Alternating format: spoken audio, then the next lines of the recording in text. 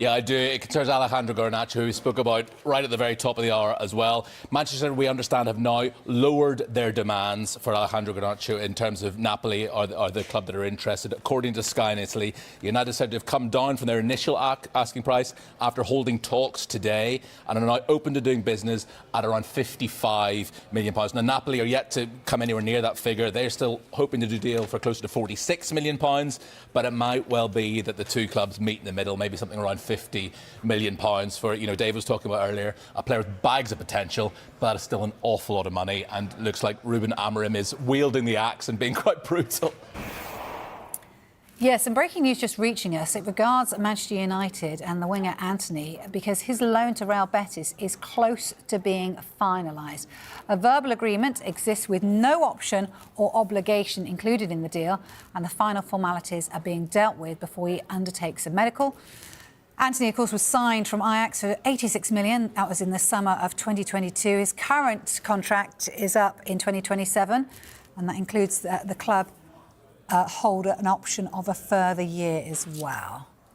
Well, we are talking about Arsenal strikers, and I'm looking at it, and I'm looking at Bukayo Saka is out for some time, Gabriel Jesus is out for some time, and we did talk about this yesterday. We were at the debate about, is it achievable in January? Then looking back, maybe they signed Aubameyang in January. But one source has told us this evening that Arsenal are keeping an eye on the Wolverhampton Wanderers forward, Matheus Cunha. That is from one source this evening, that they're keeping an eye on him. Is that what we have told? But the Arsenal, if you talk about maybe a loan with an obligation to buy, they've used both their domestic loans up on Neto from Bournemouth and Raheem Sterling from Chelsea. So that means any move for Cunha would have to be a permanent deal unless Arsenal let one of those players return to their parent club. Now, remember, Cunha is still considering his options, and there's a new contract on the table. And let's get this back to Wolverhampton Wanderers.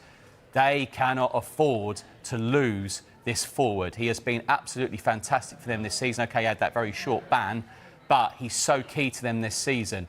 But new information tonight, a source has told us that Arsenal are interested in Matheus Cunha. That's interesting. He was criticised by Vitor Pereira last night for his body language. More about right now, as I hear there's been another development in the Marcus Rashford story. Yeah, what's going on, Jamie? Yes, indeed. This is just reaching us now. Marcus Rashford's representatives met with Barca executives in Lisbon today. That's ahead of Barcelona taking on Benfica. So they're in Lisbon, obviously, Barcelona. They met Marcus Rashford's representatives and the Barca execs. This is no different to what we've been reporting. Barca remains Marcus Rashford's preferred destination. As we said, the club would have to then be sort of creative and create some salary space. Potential departures of Ansu Fati and Eric Garcia would help with that. But Barca yet to make a formal move. Borussia Dortmund still on the table as well, but they have now met at least the two parties. Let's bring you some breaking news. Manchester City have signed Palmeiras defender Vitor Reich. It's worth a fixed fee of £29.4 million. The second centre-back to move to the club this window after Abdulkadir Kuzanov. The 19-year-old Brazilian youth international moves to the Etihad.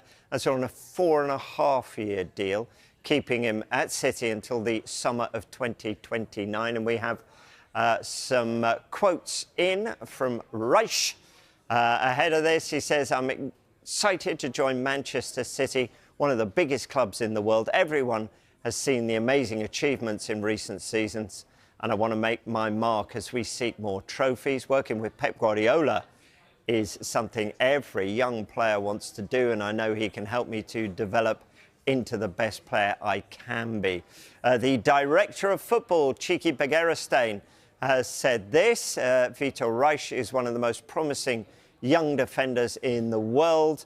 We're delighted to have been able to bring him here. First up, though, the Champions League is back tonight, and Liverpool travel to Lille, looking to continue their imperious form in the competition. They're the only team to have a 100% record so far, and having already secured a spot in the last 16, could guarantee top spot this evening. The most important thing every time we go out there, especially in front of our own fans, we want to win a game. And with this new setup, you think that ending up number one is the best position to end up with. But because it's such strange league table because, for example, I think I'm right. If I look at Paris Saint-Germain, every week I think they have the hardest team to face. So they are quite low on the table, which is not their quality, but they are low. So maybe if you end up number one, you can face them. So then it's a disadvantage. So I'm not looking at the league table in a way of, oh, if we are number one, we probably have the most easy team to face, because that is impossible to say because of this weird format, or weird, I don't mean it in a negative way, but it's strange format we are having now. So being on top maybe doesn't tell you that you're the best team. Being number 24 doesn't tell you that you're number 24 in terms of quality. Well, Liverpool's defensive record in the Champions League this season is a big reason why they sit top of the table. They've only conceded once so far. That was away against Milan in the opening fixture. Since then, they've gone 537 minutes without conceding. But Lille have been on a pretty good run themselves. They're unbeaten in 21 games in all competitions. And as Slot points out, they've beaten some big teams in that run too. A few weeks ago, when I didn't saw them playing yet, I was like, oh, they beat Atletico Madrid, surprise. They beat Real Madrid, surprise. But now, of course, I saw many games of them, and now I'm definitely not surprised anymore, but impressed, because they've deserved every single point they got till now. They haven't been lucky with the fixtures they had, so that's the reason why I'm so impressed with them in the Champions League, and an unbeaten run of 21 games probably tells you even more. OK, Sam is here because we're going to get back to Liverpool. And Sam, how much did Saturday feel like a huge afternoon in the title race? At 5:15, Liverpool were drawing at Brentford. By 7:30, Liverpool had won. Arsenal had thrown away a 2-goal lead against Aston Villa. Yeah, I was actually at the Emirates for Arsenal's draw with Villa, and you could just feel it in the air a little bit. Just before kick-off, there was a lot of excitement that Liverpool were drawing to Brentford, and then those 2 late goals really caused a big sucker punch at the Emirates, and then Arsenal then slipped up themselves. Look, it's back to where we were a week ago, wasn't it? The 6-point gap that Liverpool have between them and second place Arsenal, with that crucial game in hand on the 12th of February against Everton. That game is likely to go ahead on that date now, given Liverpool are so close to Champions League qualification. I mean, you also can't rule out Nottingham Forest. We're going to talk about them a little bit later on the show. They're level on points with Arsenal. So, yeah, it felt like a really big, significant weekend for Liverpool, just to sort of reaffirm themselves as title favourites after Arsenal opened the door just a little bit in midweek. OK. Let's turn our attention to Darwin Núñez, who's received some criticism recently. Did it feel like he needed that moment against Brentford? Could this be a spark for him? 100%, because Darwin Núñez this season had been going pretty poorly. He was, this goal against Brentford was a well-taken strike, but he had fallen behind the likes of Cody Gakpo, Luis Diaz, and the returning Diogo Jota from injury in the striker-forward pecking order. But these 2 goals against Brentford could end up being the crucial moments in the title race, and yeah, it's a really positive signs for Núñez, because Liverpool have a lot of firepower going forward. There is competition for places, but he put himself right in the mix there. Yeah, and look at the other teams in it, Darwin Núñez being the kind of link here. You look at Arsenal in particular at the weekend, Forest, maybe even Manchester City. Their bench that Liverpool have, their starting 11 are pretty impressive. But what they've got in depth, is that the key here in the title race? 100%. Well, it was good that Darwin Núñez was producing from the bench, because in his previous 8 appearances, he had failed to score a goal as a substitute. And you can see what Darwin Núñez was doing was mirroring a lot what Diogo Jota does off the bench. Jota has 3 goals in 6 substitute appearances, and yeah, Núñez with these 2 goals against Brentford at the weekend is now just adding his name to the mix of striker options. But if you look at the situation on a whole, if you look at the best Premier League strike rates over the past 2.5 seasons, you can see that 4 players in the top 10 to 15 in the Premier League are Liverpool players. And as you can see, not any Arsenal players in that list at all. So you're right, this could be the real crucial difference that, yes, Liverpool have loads of forwards, lots of competition for places. Must be a headache for Arne Slot at times, but you know that whoever you have in that front three, they're going to produce goals, and Arsenal really lacking in these sort of individuals at the moment. Yeah, I heard your pause and I had to double check there as well.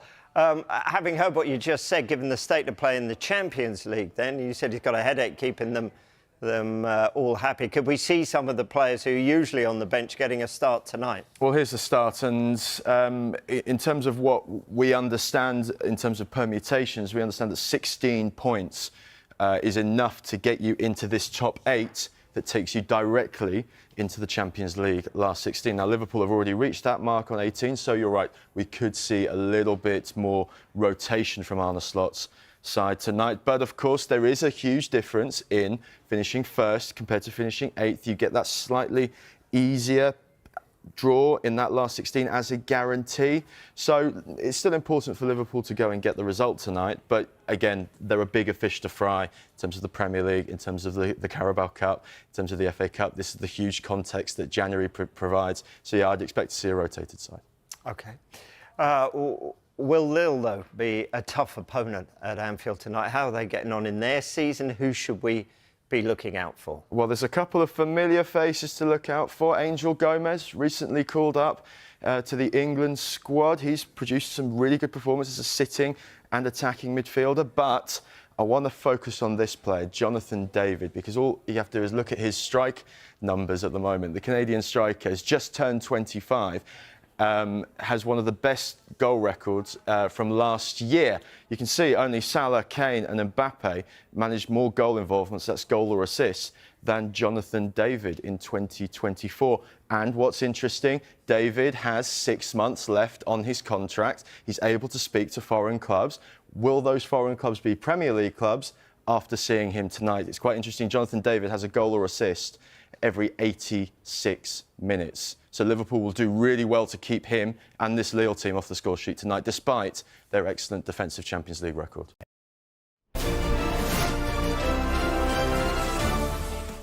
Mikel Arteta provides update on Bukayo Saka's injury as Arsenal plans for his return. In the latest news from Arsenal, Mikel Arteta has shared a fresh update on Bukayo Saka's recovery from his hamstring injury. Saka, a key player for the Gunners, sustained the injury during the early stages of their 5-1 victory against Crystal Palace just before Christmas. Arteta revealed that Saka underwent surgery to address the issue, marking an important step in his rehabilitation. Despite being sidelined, Saka has remained actively involved with the team at London Coney and has even been spotted at the Emirates Stadium supporting his teammates. However, Arteta emphasized that Saka needs to take some time off in the coming weeks. Yes, he needs it. Arteta responded when asked by reporters if Saka should take a break. He has to go away, whether it's with his girlfriend, family, or even by himself, it's his choice. He needs to step back for a few days to refresh himself. He can still do a lot with his rehab during this perfect stage, which will help him improve. Arteta also mentioned that while Saka has been with his teammates daily, there comes a time when a player needs to take a breather, especially when they will be away for a few days. This is crucial for him as well. We need to look after our players. In Saka's absence, teammates Gabriel Martinelli, Kai Havertz, and Leandro Trossard have stepped up. But the team has only secured 1 win in their last 5 matches across all competitions. Arsenal is actively searching for attacking reinforcements in the January transfer window, but so far, their efforts have not borne fruit. Although Saka is expected to be out for at least another 6 weeks, there is hope that he will make a significant impact when he returns. Arteta clarified that the club's plan for Saka's return remains unchanged, despite the positive progress he is making. That won't change, he said when asked about the possibility of Saka coming back before March. It's all part of the process and the timeline we have for him. That is set now. He is improving day by day, but we have to respect the process. Alongside Saka, William Saliba is also currently sidelined due to injury, while Takahiro Tomiyasu and Ben White are nearing their returns. After being seen in an open training session on Tuesday, Arteta confirmed that Ricardo Calafiori and Ethan Nwaneri are back in contention as well. As the team navigates these challenges, Arsenal fans remain hopeful that Saka's return will bolster their efforts in the months ahead, reaffirming their ambitions for the season.